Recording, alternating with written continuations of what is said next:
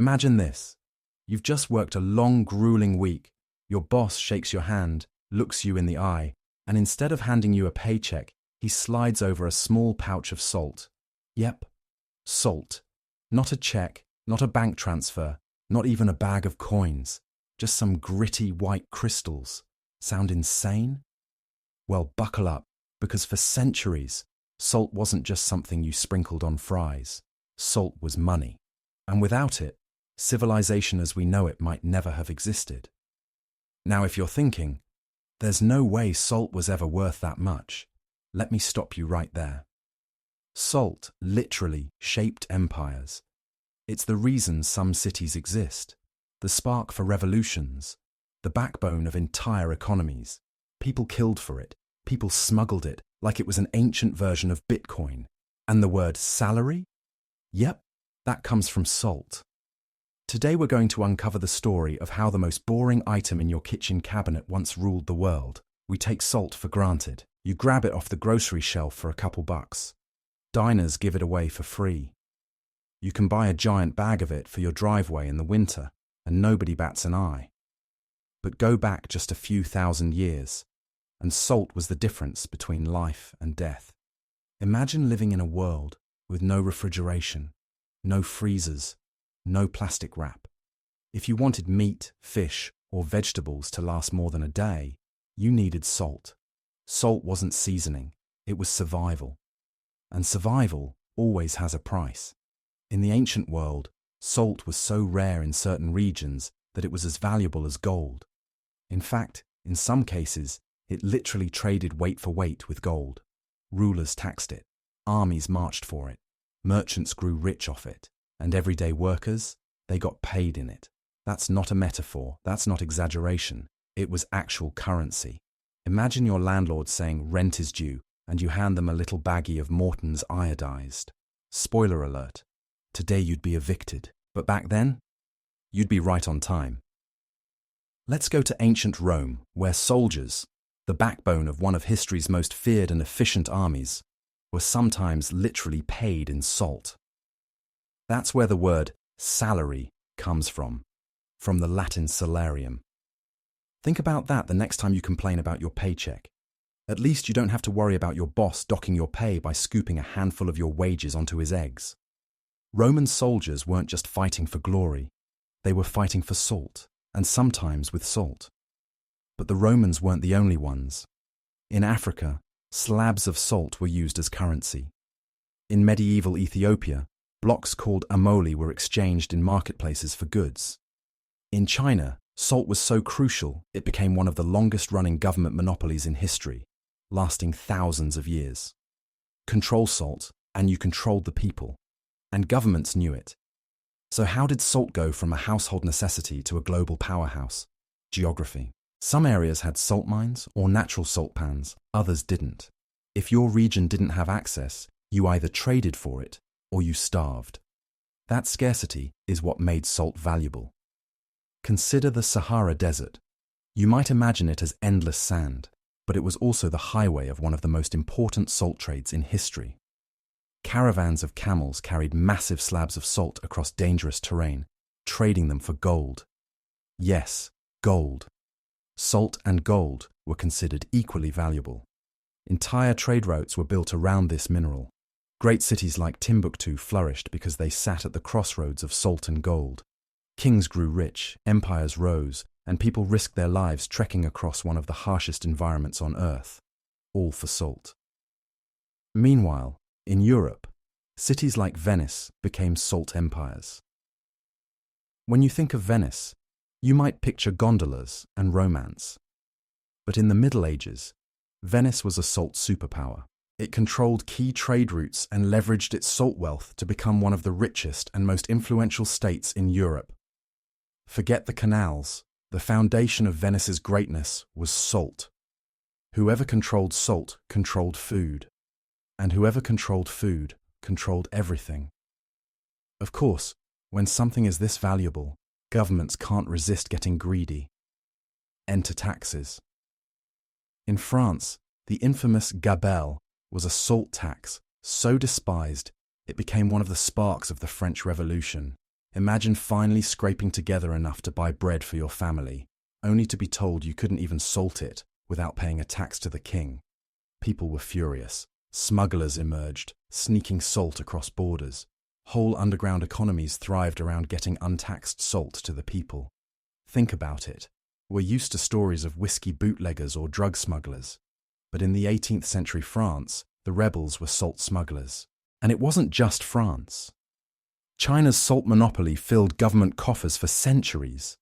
But it also bred corruption. Officials lined their pockets while ordinary people paid high prices. Wars broke out over control of salt.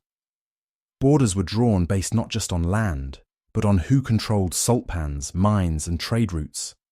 Salt wasn't just survival, it was political power. But here's the big question. Why don't we still get paid in salt today? The downfall of salt money came from one word: technology. Refrigeration, canning, better transport. These innovations stripped salt of its monopoly on preservation. Once, it was life or death. Now, it was just flavor. Instead of being worth its weight in gold, it was worth maybe $1.50 at the grocery store.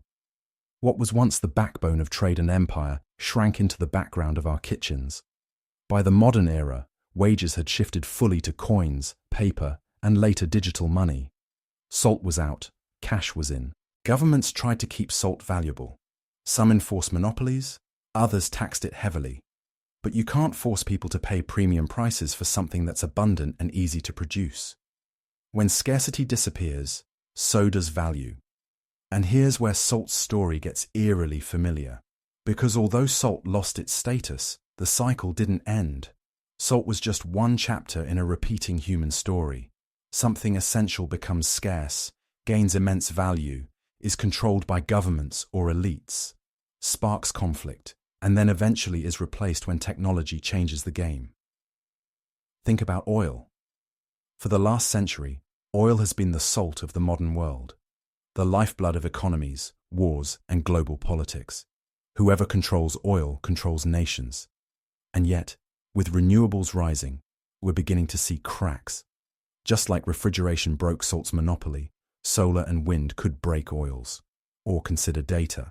Yes, the invisible Wi-Fi waves you're using right now. Data is the new salt. It seems free, but companies are monetizing it in ways that rival ancient salt monopolies. Google, Facebook, Amazon, these are the new Venetians of data, controlling flows of information and profiting immensely. And just like with salt, people are starting to question the price. Data privacy scandals, hacking, government surveillance. It's all part of the same story.